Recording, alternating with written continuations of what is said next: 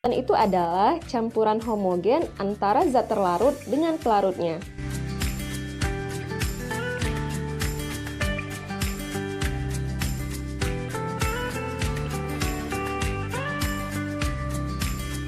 Contohnya adalah larutan garam. Larutan garam itu terbentuk dari campuran antara garam dengan air.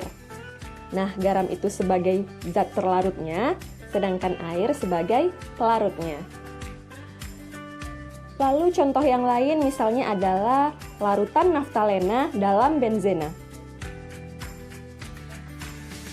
Pada larutan ini, zat terlarutnya adalah naftalena dan pelarutnya adalah benzena.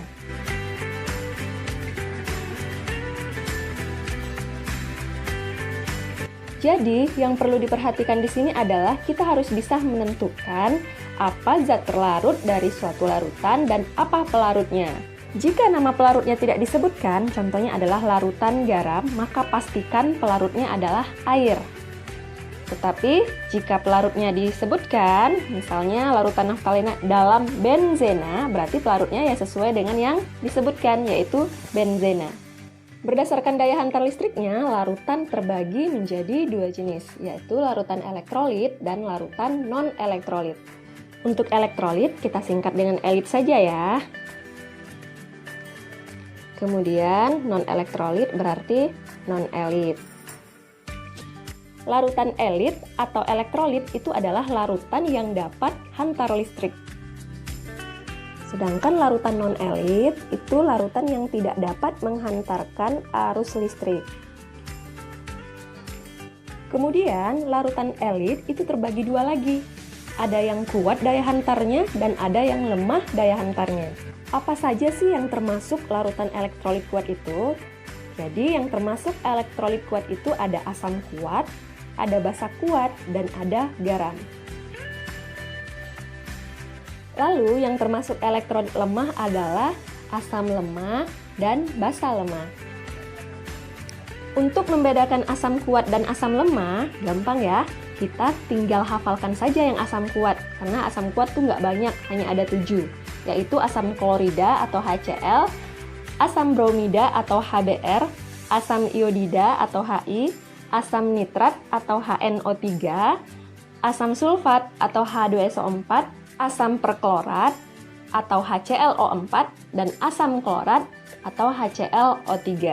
Berarti selain asam kuat, itu adalah asam lemah. Contohnya apa? Contohnya misalnya CH3COH atau asam asetat ya, kemudian asam fluorida atau HF, kemudian asam sulfida atau H2S, dan lain-lain. Pokoknya selain asam kuat, itu termasuk asam lemah.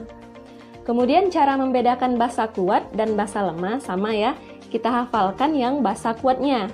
Basa kuat itu terbentuk dari logam golongan 1A dan 2A, kecuali yang paling atas sama paling bawah. Nah, tinggal kita tambahkan OH-nya saja. Contohnya adalah dari golongan 1 dulu ya. LiOH, NaOH, KOH, RbOH, CsOH. Lalu yang dari golongan 2, contohnya adalah MgOH 2 kali, CaOH 2 kali, SrOH 2 kali, dan BaOH 2 kali. Jadi basa kuat hanya ada 9 saja. Berarti selebihnya atau selain basa kuat itu adalah basa lemah. Contohnya adalah NH4OH, kemudian FeOH 2 kali, dan lain-lain. Lalu bagaimana dengan garam? Nah, garam itu terbentuk dari asam tambah basa atau reaksi antara asam dengan basa. Contohnya adalah NaCl, KBr, CaCl2, dan lain-lain. Sekarang kita ke larutan non-elektrolit atau non-elit. Nah, larutan non-elektrolit itu terbentuk dari senyawa kovalen nonpolar. Contoh dari non-elit itu adalah glukosa atau C6H12O6, kemudian urea CONH2 2 kali, etanol C2H5OH, dan lain-lain ya. Pokoknya yang termasuk senyawa kovalen nonpolar itu juga termasuk larutan non-elektrolit. Sekarang kita lanjut ke jenis-jenis satuan konsentrasi. Konsentrasi merupakan besaran yang digunakan untuk menunjukkan kepekatan suatu larutan.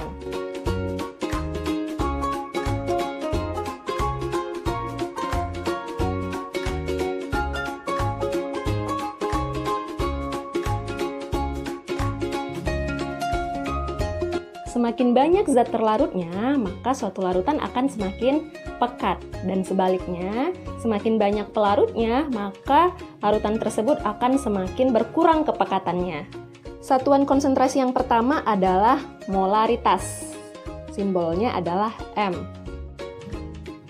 M besar ya.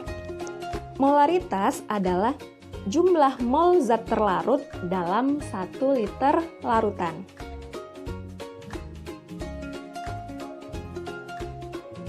Jika kita rumuskan, maka akan menjadi M sama dengan jumlah mol per volume. Satuannya harus dalam satuan liter. Tapi jika yang diketahui adalah gram atau massa zat terlarutnya, maka kita bisa menggunakan rumus M sama dengan gram per mr kali 1000 per volume. Volume larutan, di sini satuan yang kita gunakan harus mililiter.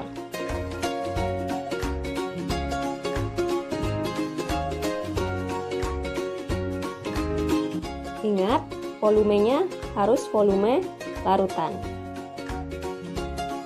Tetapi, jika mol atau gramnya tidak diketahui, malah yang diketahui itu adalah kadar atau misal massa jenisnya, maka kita bisa menggunakan rumus M sama dengan Rho dikali 10 dikali persen dibagi dengan mr. M itu molaritas, Rho itu massa jenis, kemudian persen itu adalah kadarnya, kemudian mr sudah tahu ya, mr itu adalah massa molekul relatif dari zat terlarut. Oke, kita lanjut ke satuan konsentrasi yang kedua, yaitu molalitas. Molalitas lambangnya adalah M kecil. Molalitas adalah jumlah mol zat terlarut dalam 1000 gram pelarut.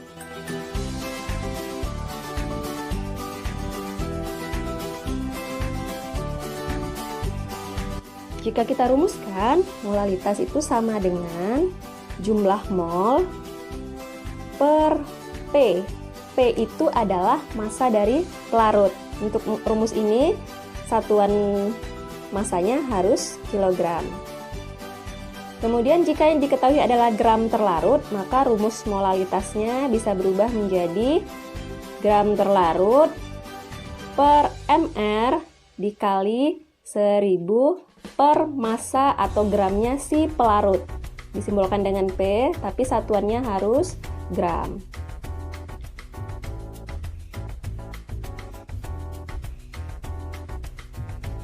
Jadi mirip ya dengan molaritas. Bedanya, kalau molaritas itu menggunakan volume larutan, sedangkan molalitas itu menggunakan massa atau gramnya pelarut. Sekarang kita lanjut ke satuan konsentrasi yang ketiga, yaitu persen massa. Persen massa adalah jumlah gram zat terlarut dalam 100 gram larutannya.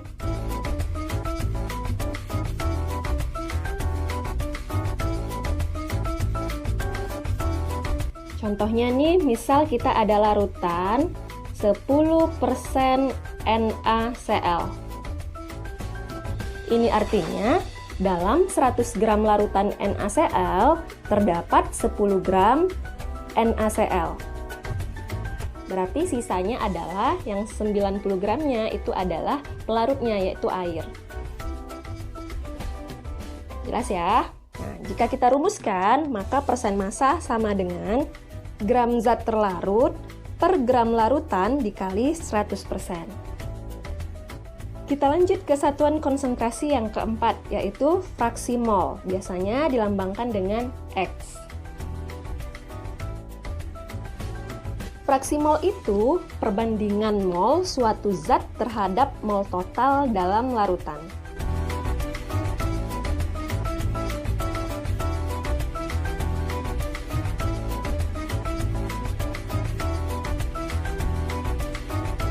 Zat di sini maksudnya bisa zat terlarut, bisa pelarut ya.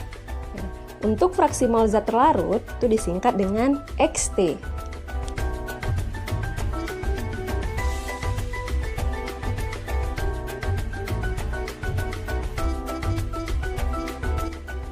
Artinya perbandingan mol zat terlarut terhadap total mol larutannya. Jadi jika dirumuskan, XT sama dengan mol terlarut per mol total, berarti mol terlarut ditambah mol pelarut.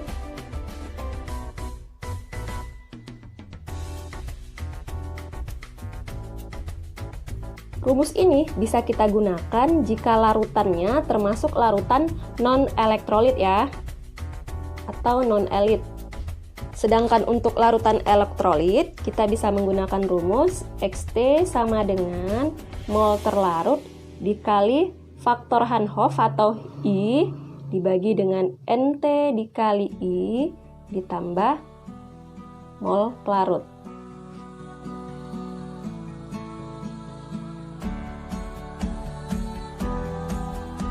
I itu adalah faktor Van Hoff. Bisa dicari menggunakan rumus 1 ditambah N dikurang 1 dikali alfa. Untuk larutan elektrolit kuat, I itu sama dengan jumlah ionnya. Alfa itu derajat ionisasi. Kemudian N itu adalah jumlah ion. I ini adalah faktor Van Hoff.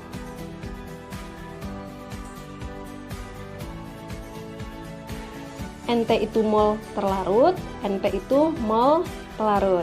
Nah, jika yang ditanyakan fraksi mol zat pelarut, maka kita tinggal tukar aja NP-nya yang di atas, mol totalnya di bawah.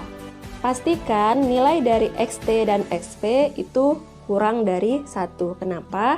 Karena jika ST atau fraksi mol zat terlarut dijumlahkan dengan fraksi mol pelarut, itu hasilnya pasti 1.